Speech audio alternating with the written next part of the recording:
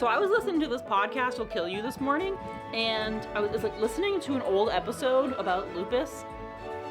And by golly, if all of those symptoms do not line up with things I've experienced in my life, and I straight up had a crisis for a few moments, you guys, I'm not even kidding.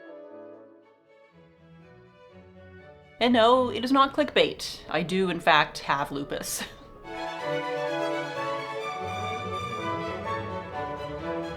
I just wanted to make a video kind of talking about it because, I mean, it's a new diagnosis, of course, and talking about stuff like this, it's a great way to help the brain process information and kind of come to terms with the fact that I have a lifelong autoimmune disease.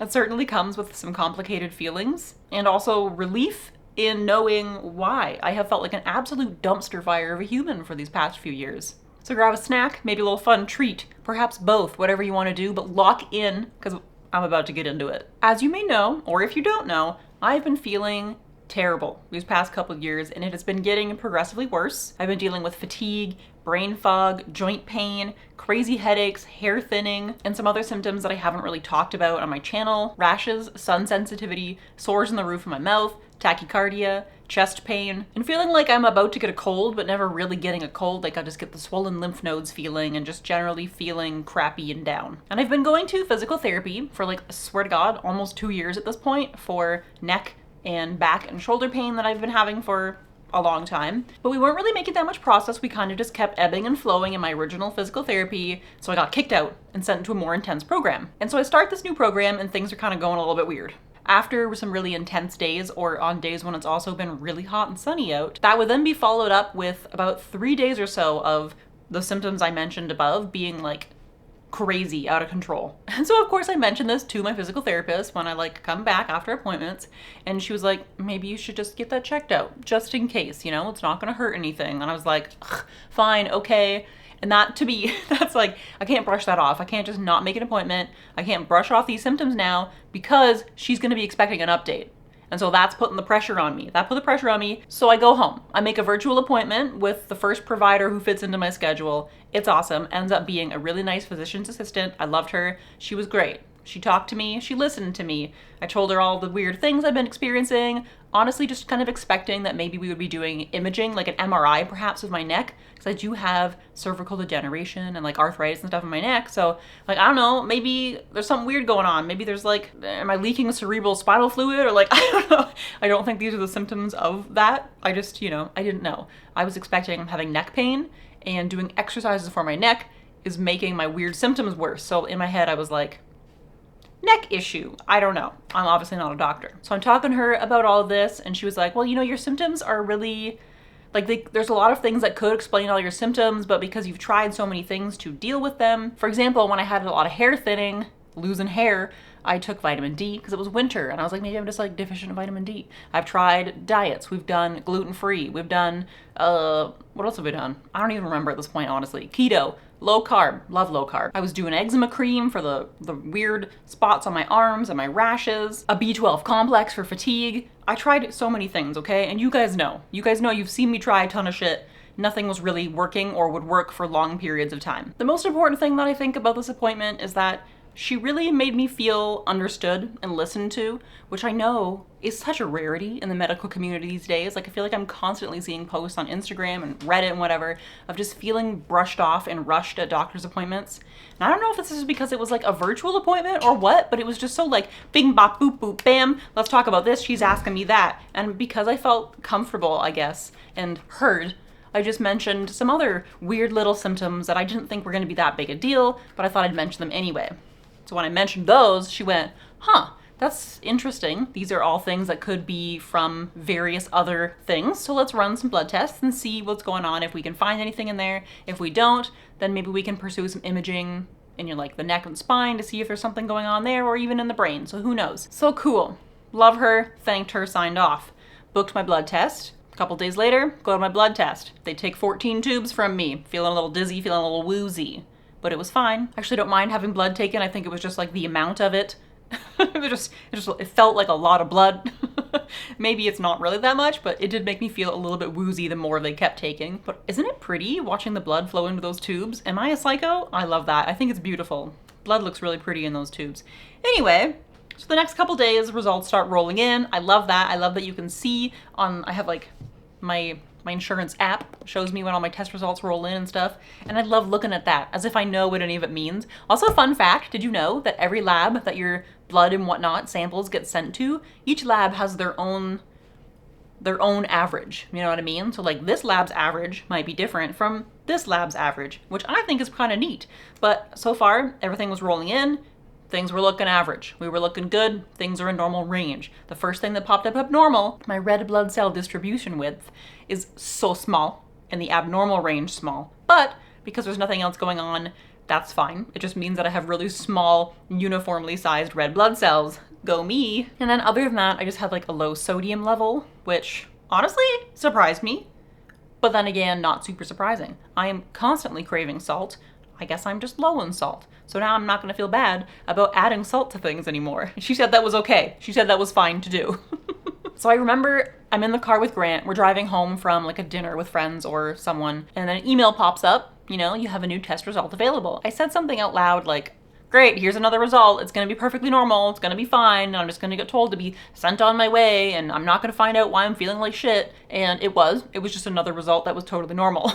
So I was feeling kind of shitty a little bit. Because not that you want something to be wrong, but when you've been feeling bad for so long, not seeing anything show up weird really fucks with your head, and kind of you're like, am I just imagining this? I honestly started to think that it was just all in my head and I was just manifesting these symptoms on my own, and I was like, what do I do? Like, do I need to go see a psychiatrist? What the hell's going on?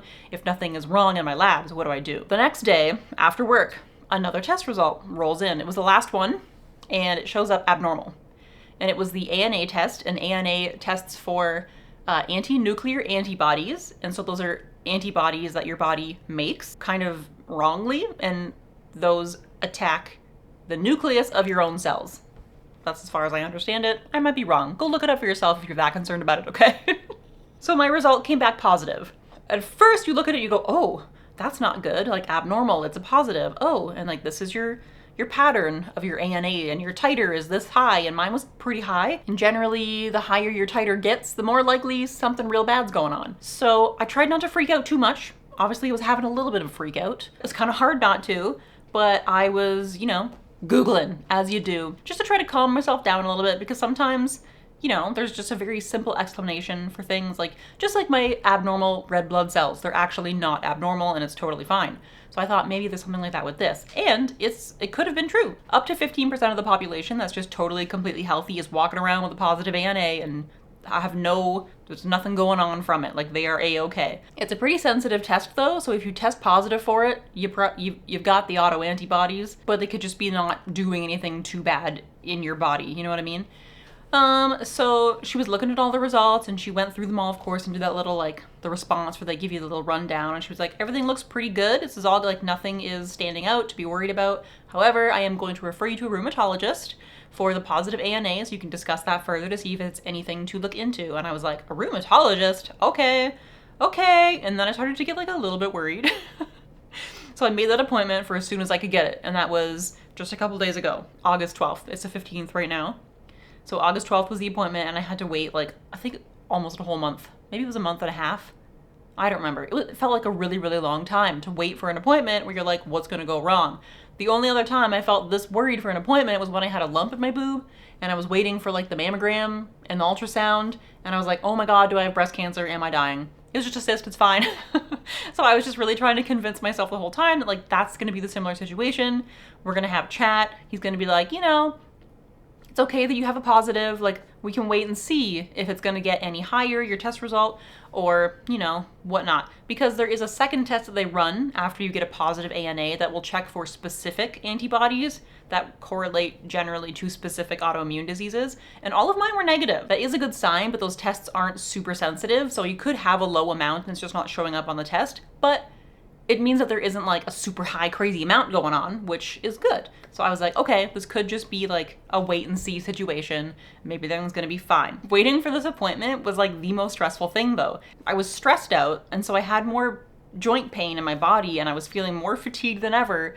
And there were nights where I would wake up when Grant would come to bed, and then I just could not go back to sleep for the rest of the night. So I would have gotten like 3, maybe 4 hours of sleep, and that's really unusual for me. I'm usually a very good sleeper. So I'm running on stupid amounts of sleep, I'm stressed out, I'm waiting for this appointment, and the day finally rolls around. I'm feeling pretty crappy. I'm not feeling good. I rush through my morning at work so I can get to this appointment. I get there. Everything's nice. Everybody who works there is super chill, super nice. Loved all the nurses and all the staff. And my rheumatologist came in and he was very nice as well. What I really liked about this, I don't know if this is just like a specialist thing, but he actually looked at my like file before being like, so what are you here for today? You know, because I was Googling all like, what do I expect for first rheumatology appointment? And everybody was like, know why you're there. Write down a huge list of all your symptoms so you don't forget anything, blah, blah, blah. I didn't have to, I mean, I did all that just in case. Didn't have to bust out any of that because he read my file and he was asking me a ton of questions. I answered them all. And he is looking at things. He's like thinking things through, making little notes in the computer, asking me more questions. And then he hits me with the lupus. He goes, hey, so don't freak out. Like, he didn't really say it like that. It was very, very like good bedside manner. But he was just like, so all of your symptoms plus the positive ANA that you have really lead me to strongly believe that you have something called systemic lupus erythematosus, which you can call SLE or just lupus. And I went, oh, okay. Oh, okay. He goes, the good news is that in the range, the vast range of how lupus can present in people, my case is pretty like mild at the moment. And there are times when it can progress and get a lot worse, or with medication, you can kind of stay the same, if not be in remission, because lupus is a relapsing and remitting disease where you can feel really great for periods of time and then you could just have a lupus flare and feel terrible. And I know now that I have just been in some form of a lupus flare for the past few years. So yeah, so I have lupus. There's no organ involvement at this time, which is good. He talked to me about it a lot, told me like what it is, you know, what's going on, like it's how it's prevalent mostly in women, especially in Black women, and there's nothing you do really to get it. There is a genetic component to it. There could also be an environmental component to it. It's not like I did anything to give myself an autoimmune disease, you know what I mean? And I was like, okay, cool. We talked about treatment and whatnot, and the treatment that I am on right now is a short course of steroids. So I feel great today because I'm on day 3 of high dose steroids. So I feel really good right now. Yesterday wasn't good, but we'll talk about that later. So I'm taking a short course of steroids to try to just calm things down to get to like hopefully a base level. And then the other drug that I take is a daily drug, and I take that every day for the foreseeable future. It's called Plaquenil or hydroxychloroquine. You might have heard of it during COVID times when people were trying to take it as like a COVID-19 prophylactic type of thing. But that medication takes about 3 or 6 months to fully build up in your system to start really feeling the effects. So the steroids, they hit you right away to try to like knock shit back, and then eventually the Plaquenil will build up in your system, and it's like, it's actually an anti-malarial drug, and they don't 100% know how or why it works to help with lupus, but it does. But like I said, honestly, right now, day 3 of prednisone, I feel so good today. I worked, I had a good work day, I was upbeat, positive, I went to PT after, I ran some errands for sundries, I came home, I played with the dogs in the yard, fully covered, because now I'm not allowed to be in the sun. I have to be UV blocked because the sun is a trigger for flares. Yay! Honestly, that's like the worst thing about this diagnosis for me right now at this point, because now that we have the fence, all I want to do is what I call lizarding. I sit outside with the dogs in the sun, full access to those UV rays, and it would feel so nice for a few minutes, but then I would start to feel incredibly exhausted and lethargic just from being in the sun, and this like started happening more and more frequently over the summer. So maybe I just poisoned myself in the sun too hard, and then the lupus flared up real bad. I don't know. But I got myself this cute little, I mean, I'm gonna have to get more, little UPF hoodie so that when I'm driving in my car after work, I can make sure my arms aren't in the sun, because I do have a long commute, and like, that's no good. It's not good for you. It's got a little hood. It even has a hole for a ponytail. I've got some floppy hats. I've got a good sunscreen. He recommended one called Thank You Farmer. So I bought that because I loved the name of it, and it's great. Works real nice on the face. I'm thinking about getting myself a cute little parasol. Straight up. How fun would that be? But yeah, there's so many things that could cause a lupus flare in somebody with lupus. In my case, the sun is really bad. I mean, UV is really bad for anybody with lupus. It like does something in your skin that triggers a weird, I don't know. It fucks you up. And I'm absolutely experiencing that in my case lately. And it's not fun. So I gotta stay out of there. You know, stress can cause a lupus flare up. Getting sick, like even just a cold, can cause a lupus flare up. Like so many things. If like something just stresses out your body in a slight way, bam, lupus flare. Like, what the hell? I have to like treat myself with little kid gloves and make sure I'm fully covered up when I go outside and everything, and we'll deal with it. It'll be fine. The other thing is that the Plaquenil makes you even more sensitive to the sun. There are some people who can't even be in the sun for like a minute. They'll get blisters on their skin because it's just like so bad. I hope I don't experience that, but it's all brand new. Everything is new. Yeah, that's why I just wanted to make this video, because talking about stuff really helps me process things. So thanks for listening to me ramble. I'm not done yet, by the way, so hang on in there. So far with like treatments and stuff, I think it's going well. I don't think I'm experiencing any negative side effects from the prednisone. Obviously there are a lot of side effects that can come along with steroids, and especially long-term steroid use, but I just have like a 3-week course of it, so not too long. But even in 3 weeks, you can experience the weight gain, the moon face from water retention in your body, and you know, a ton of other side effects. You could feel really hot, headaches, blah, blah, blah, whatever. I think I'm like mostly chilling so far. I just have to take them first thing in the morning because I was experiencing a little bit of insomnia, I think. But it also just could have been because I just got told I had lupus and I couldn't sleep. That could very much be it. Because these last couple days have just been like, I was waiting for a really stressful appointment. I just got told I had lupus, and then I wasn't sleeping well, and then I had so much more pain in my collarbone area, and that made me not sleep and even more. I was driving, I was like halfway home from work, and I started to feel just really hot and just like ill and yucky and just downright shitty. I got home and I took my temperature, which was 99.8. I took my ass upstairs and I just tucked into bed and had like a little bit of a nap, feeling real bad and yucky. One thing so far this has taught me is that I have a lower normal body temperature, like 97.4, 97.5. That's normal for me.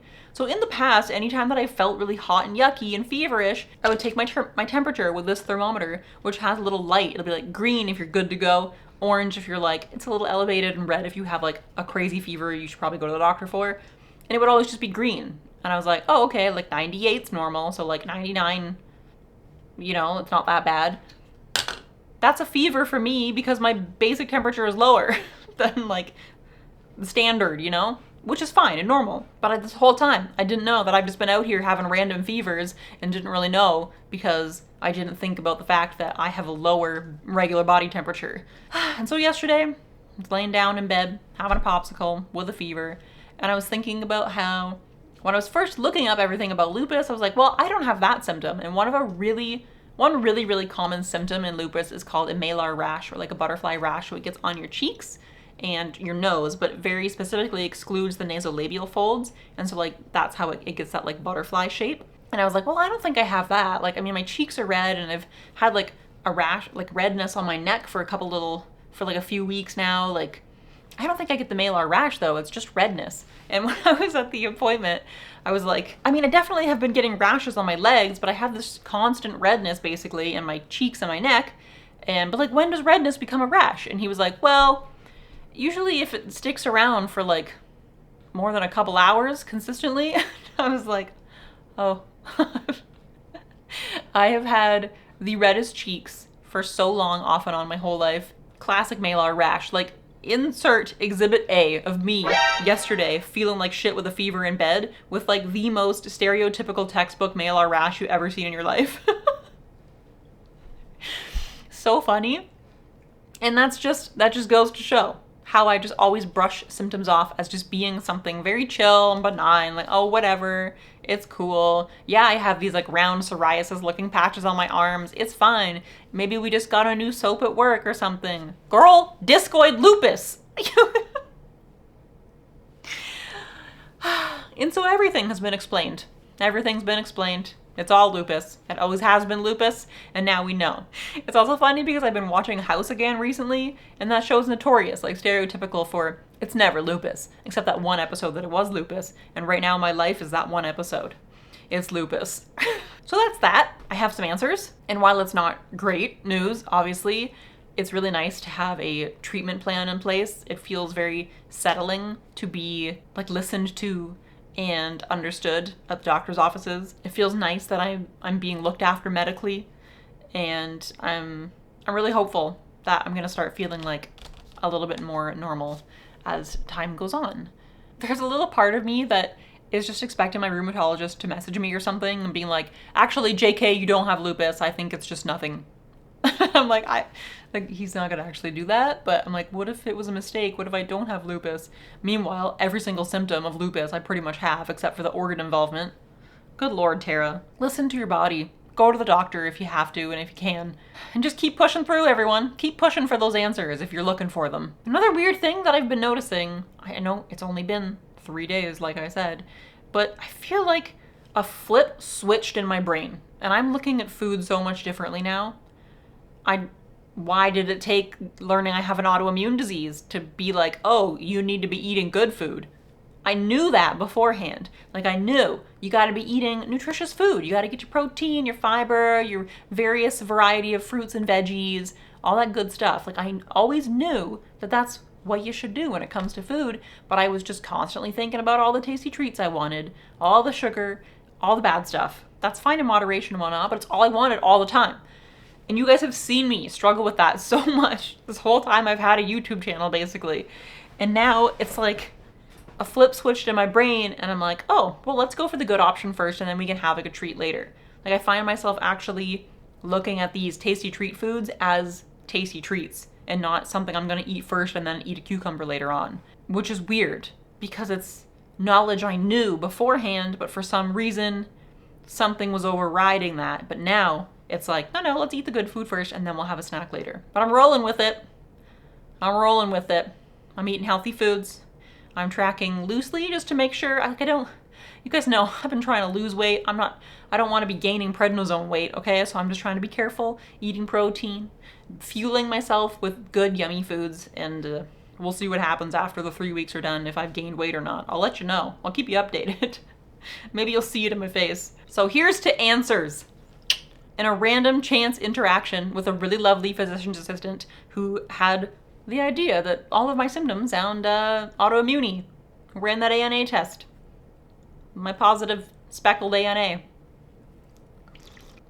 If you're wondering, my titer was 1 to 320, which isn't that crazy high, but it's like kind of high. So I'm gonna go walk all 3 of my dogs now because I can, because I have the energy. Of course, I'll be fully covered up. I'll be hidden from the sun, even though it's hot as frick outside and humid as heck, and it's gonna be worse. I'm so happy that I can do that right now. For example, it's 2:22 right now, 2:23 p.m.